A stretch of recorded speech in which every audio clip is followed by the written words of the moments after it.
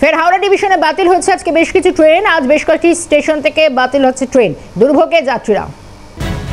হাওড়া ডিভিশনে আজকে ফের বেশ কিছু লোকাল ট্রেন বাতিল থাকছে এবং যাত্রীদের ছুটির দিন হলেও কিন্তু তাদেরকে দুর্ভোগের মধ্যে পড়তে হচ্ছে। ওভারহেড ইকুইপমেন্ট এবং সিগন্যাল মেইনটেনেন্সের কাজ চলছে, যার জেরে হাওড়া, বান্দেল, বর্ধমান, শেওড়াফুলি, আরামবাগ থেকে একাধিক ট্রেন বাতিল থাকছে। আপডেট জানবো, ইন্দ্রনীল ঘোষ রয়েছেন আমাদের সঙ্গে। ইন্দ্রনীল, কি জানা যাচ্ছে এই গোটা বিষয়?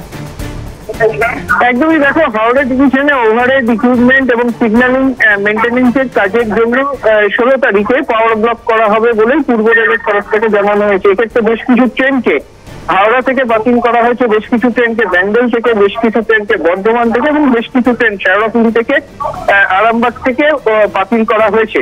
এবং এছাড়াও হাওড়া থেকে আরামবাগ পর্যন্ত ট্রেনকে শর্ট টার্মিনেটেড করে চালানো হবে বলেই পূর্ব রেলের তরফ থেকে জানানো হয়েছে।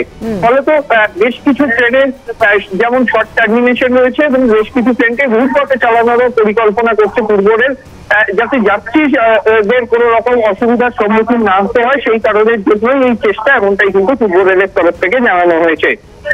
ইন্দ্রনীল, সঙ্গে থাকো, আরো একটি বিষয় ফিরছি তোমার কাছে।